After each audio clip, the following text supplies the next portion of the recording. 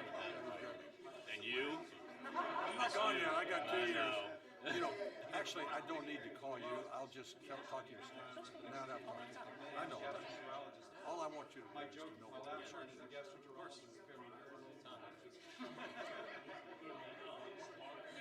That's sincere. That's nice. Well, she and Cassidy. Yeah, I've been working a lot on it. Senator Cassidy go. Other detective. We've got Hey, didn't get to say hi yet. Oh, Thanks for your leadership on this. Hey, thank you. Yeah. Thank you. Thank the chairman. We're very excited about We got it. a meeting today. Yeah, we have a meeting today. And This will be a big win. It's really important. it will be. But it's just the latest in a series of, which is also good. And I know that the chairman and the ranking member have stuff lined up on healthcare costs in general, which is going to be huge. All of which, most of which, maybe all of which, he supports. So that's a good thing. And I need to remember, he's with the employer-sponsored insurance. Everyone forgets what a big role labor has. Well, Alex and I were talking on the plane, and I just totally forgot. Yeah. He controls ERISA. He's got 180 million people. Right. And so we, have my staff kind of put a camera outside his place of living, and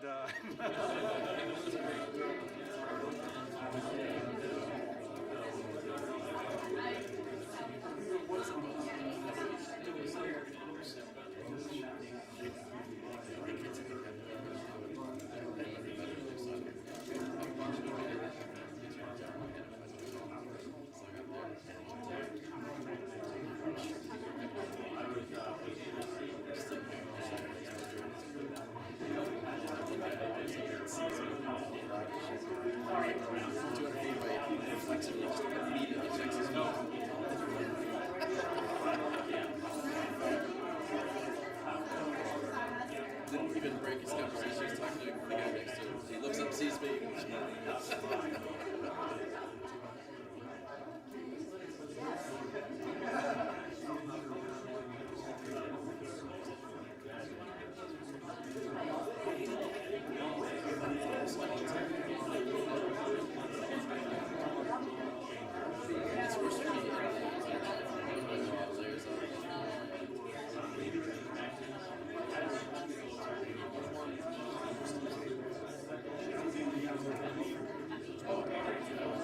As soon as I get on the phone, my pants come off.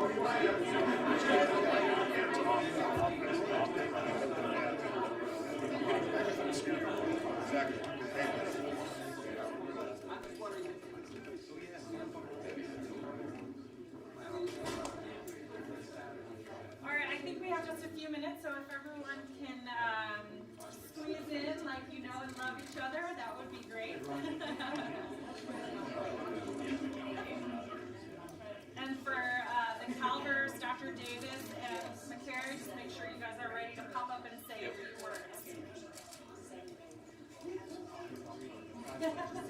So the Calvers are right behind you all, and they'll be first to say a few words. And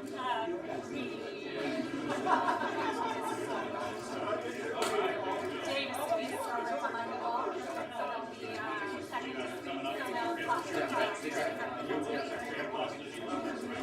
Yes, they're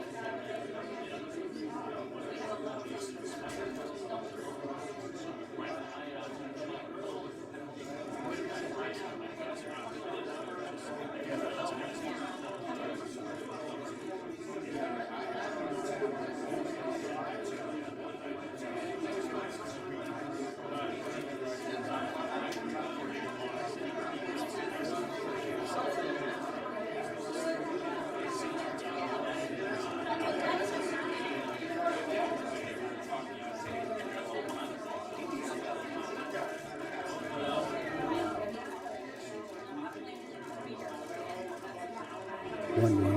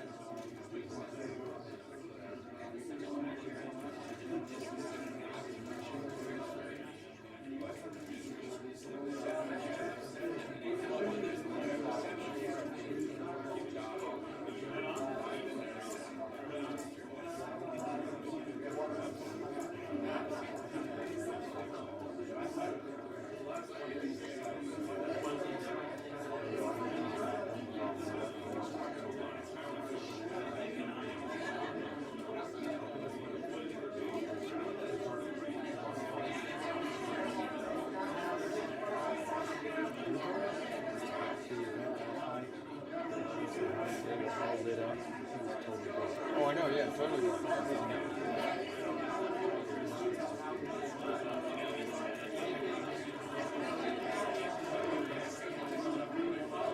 We're trying to figure out how to light this. We got all the people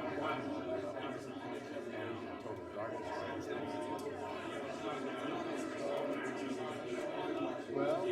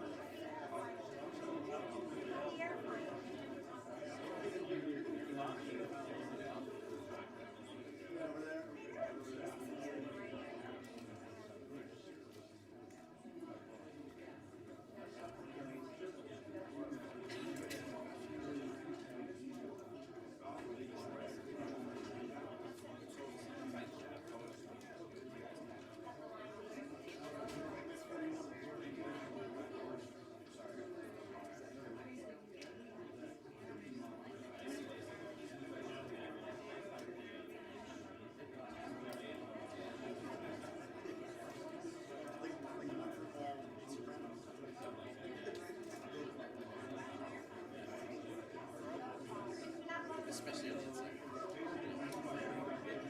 Just a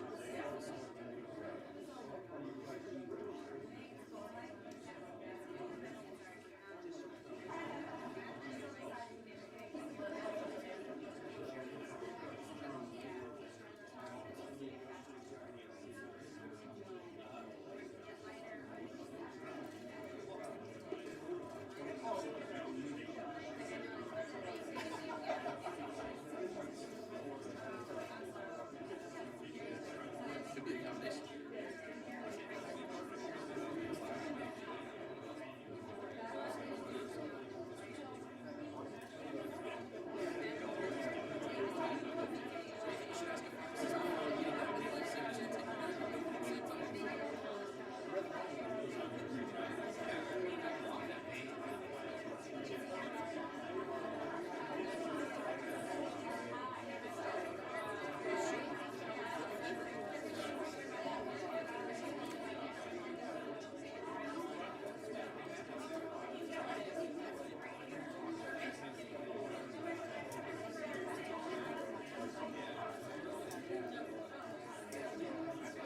Shay was very sweet. She brought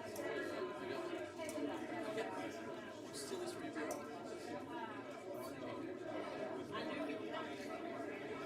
We were here for a meeting, a WTP meeting a couple weeks ago. There's candy everywhere. Yeah. Well, it was right at the reason. But so we sorry.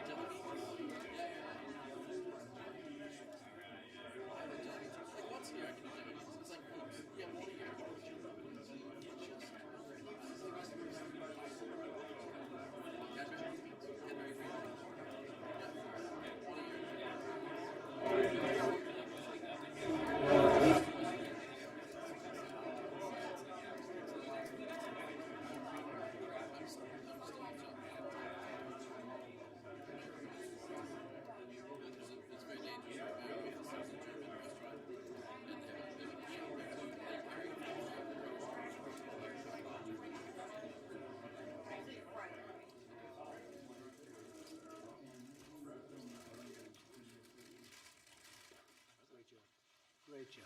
How are you, John? How are you? Hello, everybody. Yesterday, Secretary Azar announced a bold new initiative to require drug makers to disclose the prices to consumers, and it's going to be something I think very special. You may have heard about it, maybe not, but it's the beginning of a plan of transparency, and I think it will have quite an impact. So thank you very much. That was a job well done. Everybody said it.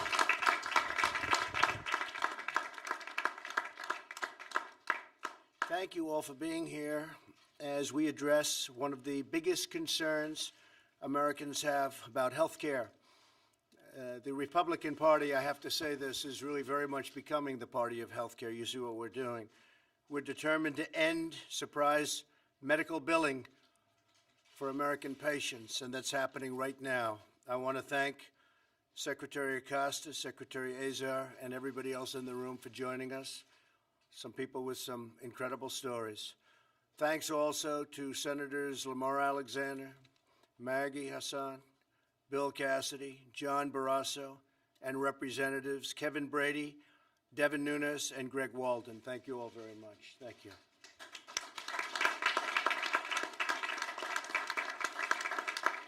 My administration has already taken decisive action to make health care more affordable for American families. We've vastly expanded lower-cost health insurance plans. That's happening, and it's been an incredible success.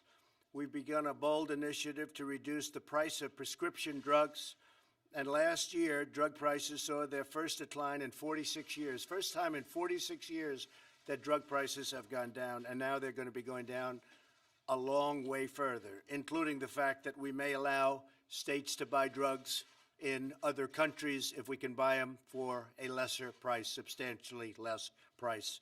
And that's going to be very unique, but we'll allow them to go to other countries because the drug companies have treated us very, very unfairly, and the rules and restrictions within our country have been absolutely atrocious. So we will allow them, with certain permissions, to go to other countries if they can buy them for 40, 50, 60% less. It's pretty pathetic, but that's the way it works. For many years, drug companies gave foreign countries better deals than they gave our own country.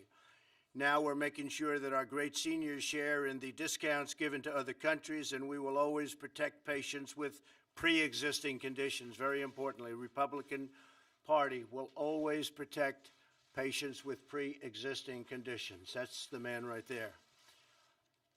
In my State of the Union address, I asked Congress to pass legislation to protect American patients. For too long, surprise billings, which has been a tremendous problem in this country, has left some patients with thousands of dollars of unexpected and unjustified charges for services they did not know anything about, and sometimes services they did not have any information on. They weren't told by the doctor, they weren't told by the hospitals in the areas they were going to, and they get what we call a surprise bill. Not a pleasant surprise, a very unpleasant surprise. So this must end. We're going to hold insurance companies and hospitals totally accountable, and we're joined today by families who have personally experienced some horrible injustices of surprise medical bills. Drew and Erin Calver from Austin, Texas. Drew, I'd like you to maybe come up, and Erin, to share your story. It's a pretty amazing story. Hi, how are you? Please. Hi. I have insurance, but was still stuck with a highly inflated medical bill. A lot of pain, stress, and fear with that bill looming over us. A highly inflated bill that I shouldn't have to deal with, and we hope that we support the president, that he'll take it. The president's call to Congress to take action and support, pass, end surprise billing, and also create more transparency in terms of medical bills. Thank you. Would you like to explain what happened in your billing? Because it was sort of an incredible story. Yeah, I had a heart attack 2 years ago and was driven to the nearest hospital. And although I had insurance, I was still billed $110,000. The hospital threatened to send my bill to collections. And so from there, all that stress and the fact that it was highly inflated, I was in shock when I found out some of the real prices, stuff I was charged for. So I feel like I was exploited at my most vulnerable time in my life, just having suffered a heart attack. And so I hope that Congress hears this call to take action, close the loophole, and surprise billing, and let's work towards transparency of the bills. You look very good now. Oh, thank you. Yeah. That's what.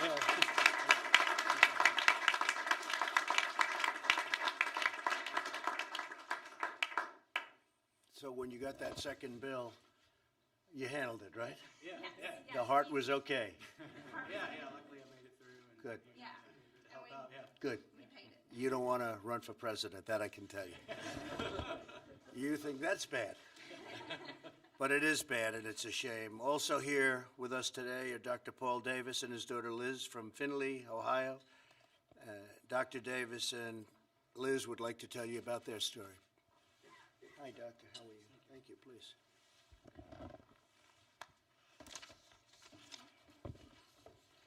Mr. President and honored guests, it's an honor for me to speak to you today. My family, like so many others, was victimized by a surprise medical bill. My daughter, Elizabeth, was charged $17,850 for a urine drug screen. If anyone's interested, I have the bill. You may see it. She had successful back surgery in Houston, Texas, and at a post-op visit, because she'd been given a prescription for a narcotic pain relief that she used appropriately and as directed, he just said, oh, by the way, I would like to get a urine specimen. Fine, she did it. A year later, the bill showed up for $17,850. This type of, this test at best is worth $100. It's really, actually, you can get it for 10 or 20. And this type of billing is all too common, not just among dishonest providers. The problem of improper medical billing affects most those who can afford it least. We must put aside any other differences we have and work together to solve this problem.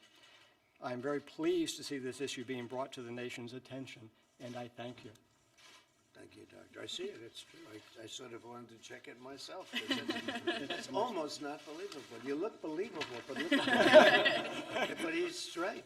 $17,850 for a urine test.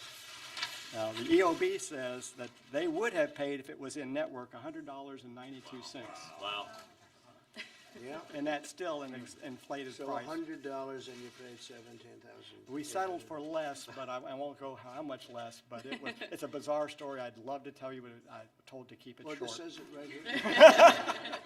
That's terrible. Thank you, sir. Very much. You keep Appreciate it. this Thank you. opportunity.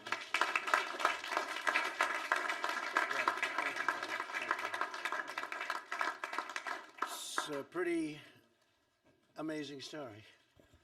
Glad I got to see that, Bill. I don't know. You're a very believable-looking guy. What do you think, Lamar? I think.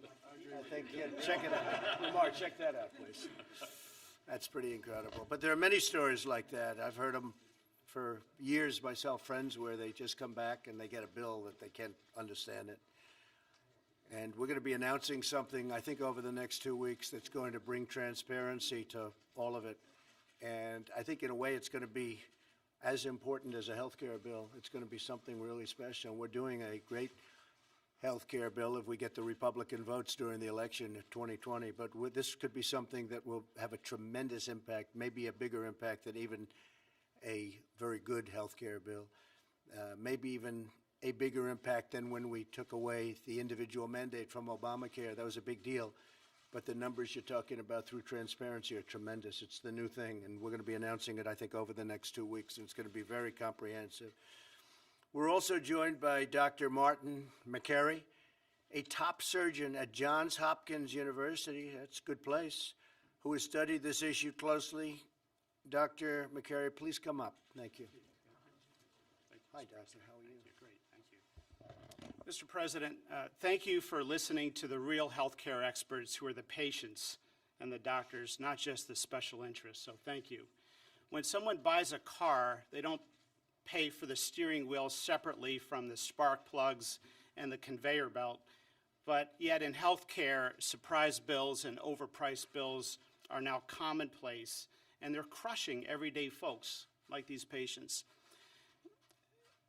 People are getting hammered right now. When hospitals were built, they were built with a charter specifying, most of them, that they would be a safe haven or a place of refuge for the sick and injured, regardless, according to their charter, regardless of race, ethnicity, or one's ability to pay. Yet today, surprise bills are hammering everyday Americans. They've done nothing wrong. They work and have a job, and they have insurance, and they're getting hammered. In my own profession of surgical oncology, we see now that half of women with stage 4 breast cancer report being harassed by medical bills.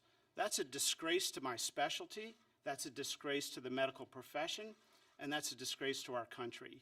We can do better. Hospitals and healthcare can get their act together to provide one honest and fair, transparent bill so we can restore medicine to its mission and finally stop the erosion of the public trust that we're seeing. Thank you, Mr. President. Thank you very much.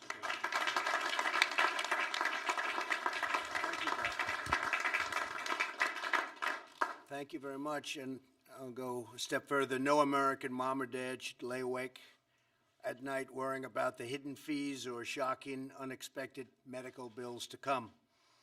Today I'm announcing principles that should guide Congress in developing bipartisan legislation to end surprise medical billing. And these senators and congressmen and women that are with us today are really leading the charge, and I appreciate that they're all here. Thank you all. Thank you all for being here. It's fantastic. And I think it's going to be a successful charge. From what I understand, we have bipartisan support, which is rather shocking. That means it's very important. That means it's very good, but that's great. First, in emergency care situations, patients should never have to bear the burden of out-of-network costs they didn't agree to pay.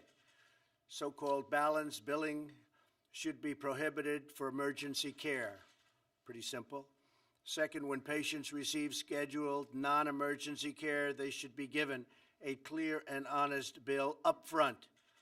That means they must be given prices for all services and out-of-pocket payments for which they will be responsible. This will not just protect Americans from surprise charges, it will empower them to choose the best option at the lowest possible price. Third, patients should not receive surprise bills from out-of-network providers that they did not choose themselves. Very unfair. Fourth, legislation should protect patients without increasing federal health care expenditures. Additionally, any legislation should lead to greater competition, more choice, very important, and more health care freedom. We want patients to be in charge and in total control. And finally, in an effort to address surprise billing, what we do is all kinds of health insurance, large group, small group, individual markets, everything. We want everything included. No one in America should be bankrupted and unexpectedly by health care costs that are absolutely out of control. No family should be blindsided by outrageous medical bills, and we've gone a long way to stop that. I think next week we'll go even further, possibly the week after. It's being drawn now, but it's one of the strongest things we've done as an administration, and I don't think any administration has done more. If we get this the way we want it over the next 2 weeks, I think you'll see something that's going to be great. Our initiative to end surprise medical billing is one of the many steps we're taking to fix our nation's broken healthcare system and to deliver better care with more choices at lower costs. My administration is eager to work with both parties in Congress to save American patients thousands and thousands and thousands of dollars and to give American families greater peace of mind. They're surprised with these bills. It's ruined people's lives. They leave a hospital with something they think is going to be routine, and they end up in court, and they end up going to court, and then they end up with lawyers' bills that are bigger than anything they could have imagined. They get it from every side. We're not going to have that anymore. So today I ask Democrats and Republicans to come together, to work together. Democrats and Republicans can do this, and I really think it's going to be something that will be acted on quickly. John, what do you think? Right? Yes, sir. Lamar, right?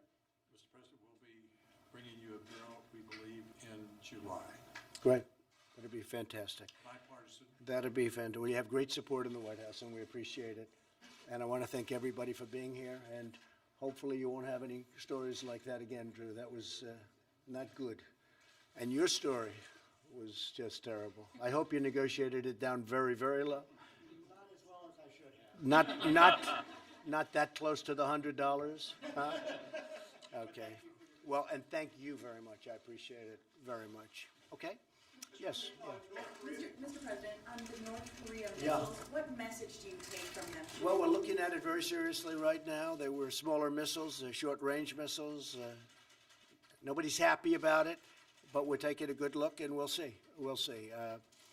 The relationship continues, but we'll see what happens. I know they want to negotiate. They're talking about negotiating, but I don't think they're ready to negotiate because we have to either do it's very much like China. The vice premier is coming here today.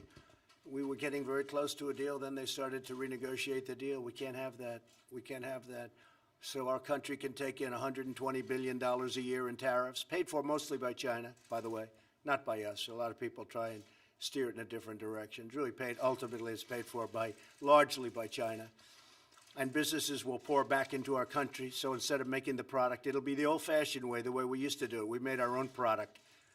And I think things are going along pretty well there, but a large group delegation headed by one of the most respected men and highest officials of China will be coming in today. They start at 5 o'clock, and they'll see what they can do. But our alternative is an excellent one. It's an alternative I've spoken about for years. We'll take in well over $100 billion a year. We never took in 10 cents from China, not 10 cents. And it'll be I think it'll be a very strong day, frankly. But we'll see. We'll see. It was their idea to come back. Do you have plans to talk to President Xi, or no, not yet? Well, he just wrote me a beautiful letter. I just received it, and I'll probably speak to him by phone. But look, we have two great alternatives. Our country is doing fantastically well. Our numbers at 3.2. Don't forget, 3.2, the first quarter is always by far the worst quarter, or at least almost always. You look back over the years, first quarter is always weak, and we had 3.2 GDP. Our unemployment numbers are the best in the history of our country, and we're doing well. And our companies are really doing well. Even in Ohio, the great state of Ohio yesterday, General Motors, at my very strong urging, to put it mildly, very strong urging. I wasn't even nice about it, but I appreciate what they did. They sold the beautiful plant, Lordstown. They sold that beautiful plant to a very, very good company that's going to make electric trucks. And that worked, because that was the only thing they could say about our whole economy, Lordstown. They kept saying, Lordstown, Lordstown. And when you had all of these great companies spending billions and billions of dollars coming into our country, they couldn't talk about it. They'd only mention the one plant that was a GM plant from a very long time ago. And now we have a great company going in, going to make electric trucks, very appropriate. Interesting idea, actually, electric trucks. Yes, please. Will you allow Robert Mueller to testify in Congress? Well, I'm going to leave that up to our very great Attorney General, and he'll make a decision on that. But I will say this. Look, the Mueller report came out. It was done I guess I'm hearing numbers now close to $40 million, with 17 or 18 very angry Democrats who hated Donald Trump, and also everything that they could possibly have at their disposal. There was nobody that was in the history of our country more transparent than me. I said, give them every document, give them every person, let the White House counsel testify. I think he testified for 30 hours. I guess they must have asked him the same question, because there wasn't very much to testify about. But I said, let him testify, and let him keep him as long as you want. Actually, when I heard 30 hours, I said, that's a long time. But I let him testify. I didn't have to have presidential privilege. I could have stopped everything. I didn't have to give them a document. I gave them 1.5 million documents. I gave them White House counsel. I gave them other lawyers. Anybody you want, you can talk to. At the end of the testimony, no collusion, and essentially no obstruction. Of course, a lot of people say, how can you obstruct when there was no crime, when there was no collusion? How can you possibly obstruct? I'll tell you, but it's worse than that. It's not only was there no crime, but the crime was committed on the other side. So we're protecting against the crime committed on the other side. So after spending all of that money, all of that time, 2 years, they come up with a report. And Bob Mueller's no friend of mine. I had conflicts with him. We had a business dispute. We had somebody that is in love with James Comey. We like James Comey. They were very good friends, supposedly best friends. Maybe not, but supposedly best friends. You look at the picture file, and you see hundreds of pictures of him and Comey. And with all of that and other things, he wanted the FBI job. I don't know if anybody knows that, but as you know, he was considered for the FBI job, wanted it. And the day after he didn't get it, he became the special counsel. That's a conflict. And we had other things, but those are tremendous conflicts. Listen to this. Your judge, call him a judge, has a business dispute with me. Your judge has a fantastic relationship with James Comey. Well, he's a part of this. He lied to Congress. He leaked. He's a liar, a leaker. And your judge has a situation where he wanted to become the FBI director. We chose Director Wray instead. and told him, I'm sorry. Those are tremendous conflicts. Those are tremendous conflicts. And then he puts on his staff almost all Democrats, many of whom contributed to Hillary Clinton. None of them contributed to me, that I can tell you. And it started out at 13 and went to 18. And these were angry Democrats. These were people that went to her, in one case, went to her, it was supposed to be a party. It turned out to be a funeral on election evening, and was going wild. He was so angry. And this man now is judging me. You had other people made big contributions to Hillary Clinton's campaign. They were angry Democrats in, I think, almost all cases. One of the people worked on the Clinton Foundation as just about the top person at the Clinton Foundation. With all of this, they came back, no collusion. There's nobody in this room, including you. If they were, that's you, John. If we looked at you with $40 million, 18 angry people that hated you, and all of the other things I mentioned, they'll find something. I don't know, maybe John not. Go ahead, finish it. Mr. Mueller is also friends with Mr. Burr, and as you're aware, Mr. Burr told lawmakers that he didn't have a problem with Mr. Mueller testifying. I'm going to leave that up to the Attorney General as to whether or not. I think, to me, it looks like a redo. Here's what's happened. The report comes back. It's perfect. It's beautiful. There's no collusion. Nobody even talks about collusion. Do you know, I haven't heard the word Russia in a long time. There's no more talk about Russia. What happened to Russia? The Russian witch hunt, they don't talk because it was so on collusion, which, by the way, is by far, that's the big deal, because it was all about Russia. So I haven't heard the word Russia. They don't use the word Russia anymore. So there's no crime. There never was a crime. It was a hoax. It was a witch hunt. So this comes back, and it comes back totally exonerating Donald Trump and a lot of other people. This was a terrible thing that happened to our country. Now, I'll tell you what they are asking. They are asking about how did this whole thing start. That's what people want to know. And I want to tell you, I had an event last night. A lot of you were there. Thousands and thousands of people standing in a field. They've never seen anything like it, meaning even the press. But it's always that way. We've never had an empty seat. Thousands of people last night. You know what they want to know? How did this whole thing start? It's going to be hard for them to answer that one. Yeah, please. Are you satisfied with the advice you received from John Bolton? Yeah, John's very good. John is he has strong views on things, but that's okay. I actually temper John, which is pretty amazing, isn't it? Nobody thought that was going to happen. I'm the one that tempers him, but that's okay. I have different sides. I mean, I have John Bolton, and I have other people that are a little more dovish than him. And ultimately, I make the decision. No, I like John. I get very good advice from John. John? Mr. President, as you saw, the Senate Intelligence Committee has subpoenaed Don Jr. That's the Republican-led Senate Intelligence Committee. What do you make of that? Well, I was very surprised. I saw Richard Burr saying there was no collusion 2 or 3 weeks ago. He went outside and somebody asked him, no, there's no collusion. We found no collusion. But I was very surprised to see my son. My son's a very good person, works very hard. The last thing he needs is Washington, D.C. I think he'd rather not ever be involved. Remember, he said to me a long time ago when I was thinking about running, Dad, if I can help, let me know. It's not my expertise. It's not something I really like, but whatever I can do, you're my father, whatever I can do. He's now testified for 20 hours or something, a massive amount of time. The Mueller report came out. That's the Bible. The Mueller report came out. And they said he did nothing wrong. The only thing is, it's Oppo research. If he did wrong, then everybody standing with me probably, except for John and Lamar. I think Lamar is pretty, I'll tell you. Did you ever do Oppo research on an opponent? I don't think so, Lamar, right?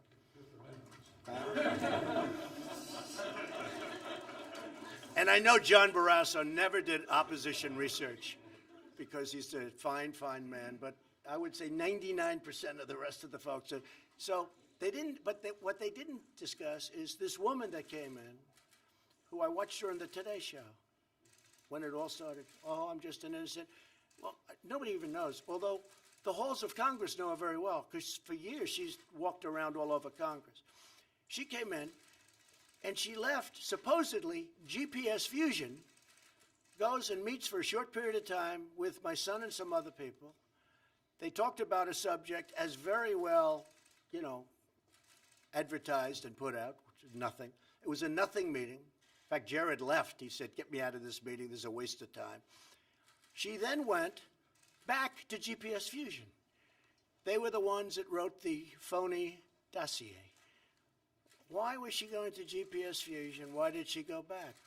Then I heard that Don, for a year, made 3 phone calls with an unmarked number. They called it unmarked. And this was a tremendous event because they all knew the fake news. They all know, you were fair on that, John. But they all knew that these phone calls, these tremendous phone calls, before the meeting and after the meeting, there were, I believe, 3, right? They all knew that it had to be to his father. Unmarked, it's perfect.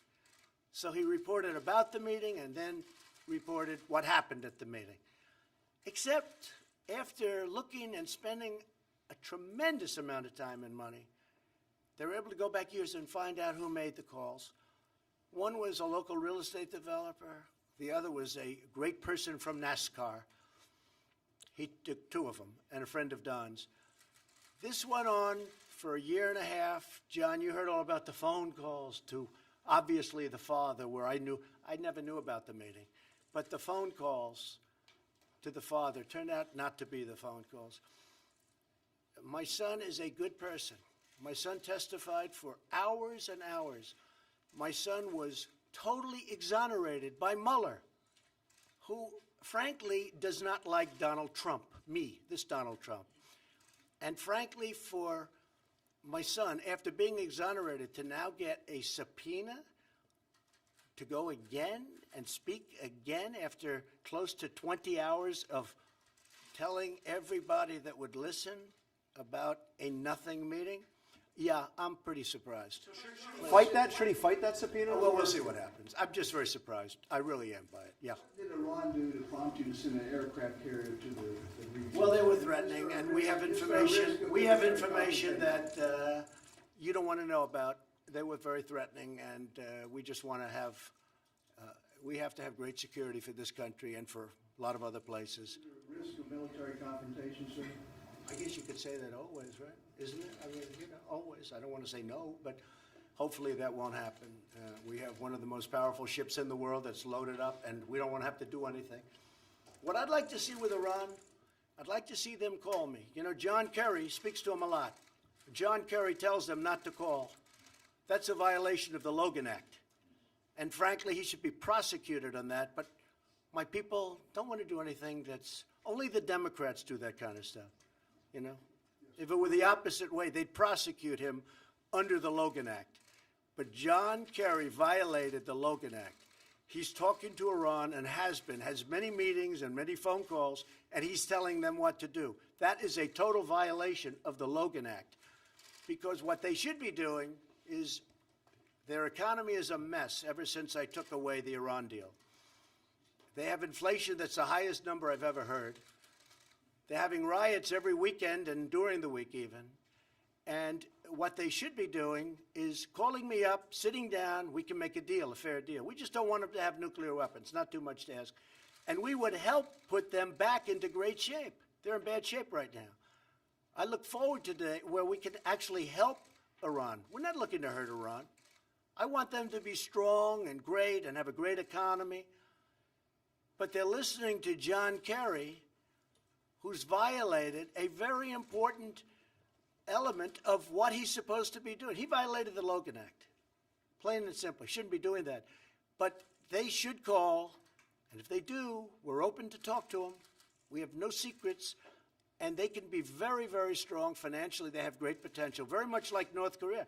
North Korea has tremendous potential economically, and I don't think he's going to blow that. I don't think so. Can I circle back to trade just for a second? Yeah, is it still possible to get a trade deal with the Chinese this week, or is it? It's possible to do it. They're all here. Look, the vice premier, one of the most respected men, one of the highest officials in China, is coming. You heard he wasn't coming. He's coming. I will say this: once the tariffs went on, they upped the meeting. It was supposed to take place originally on Thursday. Then about 5 weeks ago, they said, how about Friday? How about next week? I said, what's this all about? And I said, that's okay. Don't worry about it. Let's take in $100 billion a year. And we put the tariffs on. We made the statement, and then they upped the meeting. How about let's go back to Thursday? So I have no idea what's going to happen. I did get last night a very beautiful letter from President Xi. Let's work together. Let's see if we can get something done. But they renegotiated the deal. I mean, they took, whether it's intellectual property theft, they took many, many parts of that deal, and they renegotiated. You can't do that. And I'm different than a lot of people. I happen to think that tariffs for our country are very powerful. You know, we're the piggy bank that everybody steals from, including China. We've been paying China $500 billion a year for many, many years. China rebuilt their country because of us. They couldn't have done what they're doing. They're building a ship every 3 weeks. They're building aircraft like you've never seen, fighter jets. I respect it. I don't blame them. I blame our past leadership for allowing this to happen. What I'm doing now with China should have happened many years ago, not just Obama, long before Obama. I always say, you know, if you look, NAFTA is one of the worst deals ever made, trade deal. But the worst trade deal ever made is the WTO, because China was flatlining for many, many decades. It was flat right here. The WTO came along. We allowed China into the WTO, and they became a rocket ship. You got to take a look at a chart sometime. Do it. It'll be very interesting. An economic chart. They're here, and they went up like a rocket ship. Well, they did it with our money and others, and they did it because they're very smart, and they're good people, and I like the president a lot. He's a friend of mine. But I'm representing the USA, and he's representing China. And we're not going to be taken advantage of anymore. We're not going to pay China $500 billion a year. So we put very heavy tariffs on China as of Friday, and we put them on also 8 months ago. And when people looked at the economic numbers, they were shocked. When they look at the import-export numbers, they were shocked. They said, wow, how did they get to this point? This was very good. That was a very good report. They'd never seen that for many years. I said, try looking at all of the tariffs that China's been paying us for the last 8 months. Billions and billions of dollars. And that's only because I gave them a break. Because we were negotiating goodwill, we were negotiating, I gave them a break. And I said, let's keep it at 10% instead of 25%. So now what we're doing is we're raising it to 25% on Friday. So it'll be $250 billion at 25%.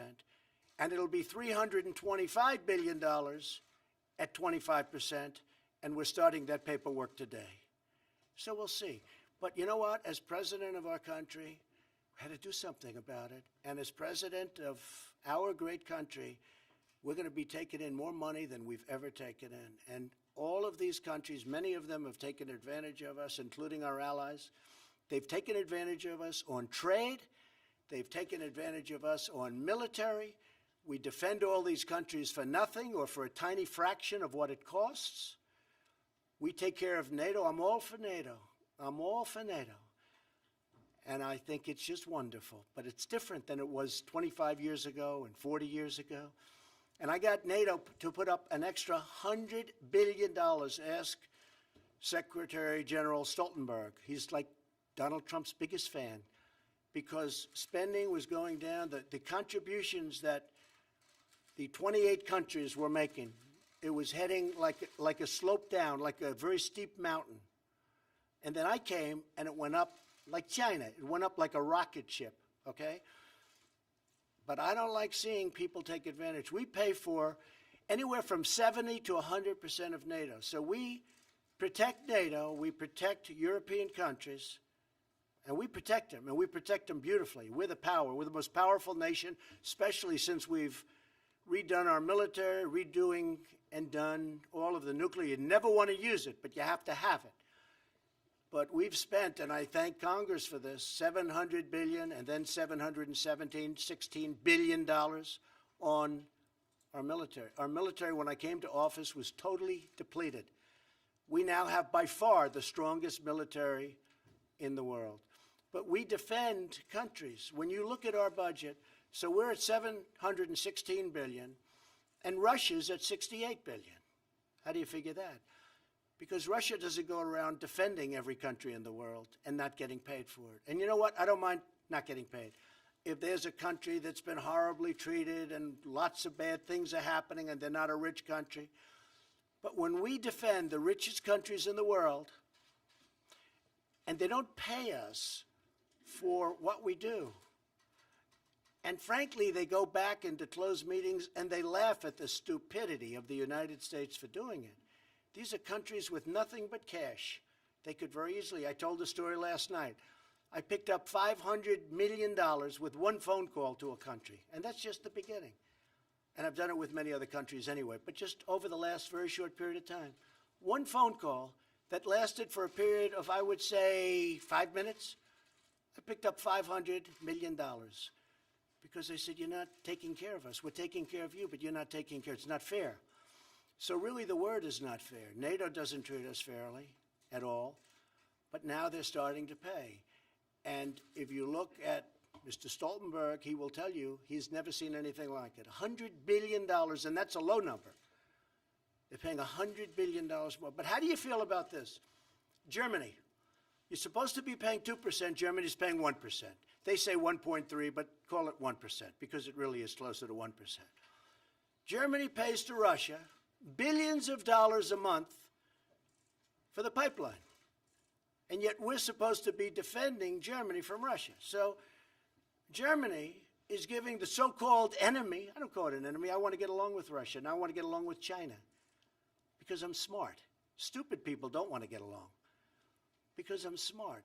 This witch hunt hurt us in our relationships with a lot of countries. It was a very expensive, horrible thing for our country. And by the way, should never, ever happen again to a president. 2 years I've been going through this nonsense, and now we have a good report.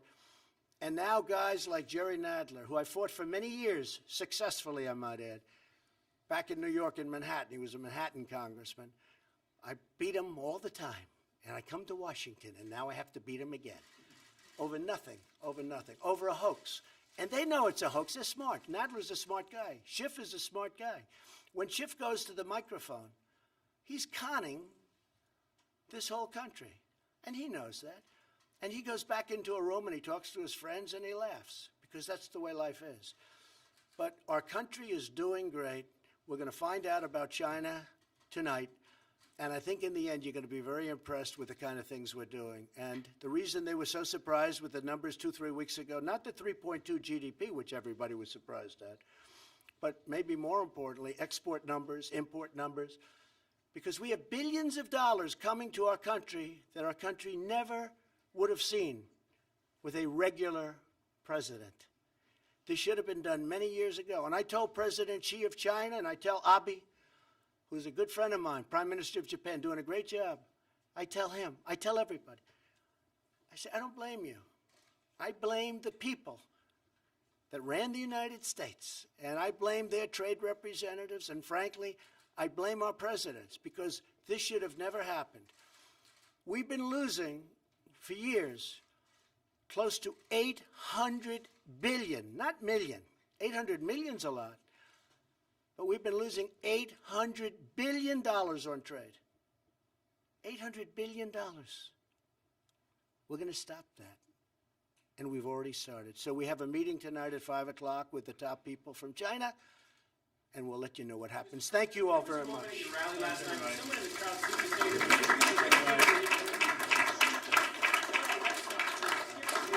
Red Sox are coming in a little while. I like the Red Sox.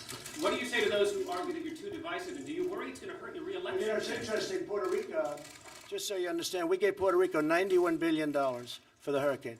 That's the largest amount of money ever given to any state. Talking about states in Puerto Rico, a little different. $91 billion. Texas got 30. Florida got 12. Puerto Rico got $91 billion. So I think the people of Puerto Rico should really like President Trump. Now, that money was given by Congress, But they got $91 billion. Now, you remember how big the hurricane was in Texas, the largest water dump in the history of our country, they said. 3 times. It went in, went out, went in. Texas got $30 billion. Florida got actually anywhere between 9 and 12. Puerto Rico got $91 billion, and now the Democrats are trying to hold up the money from Georgia, from South Carolina, from Alabama to Florida. They're trying to hold it up. They're hurting Florida. They're holding, what they're doing to North Carolina, to Louisiana.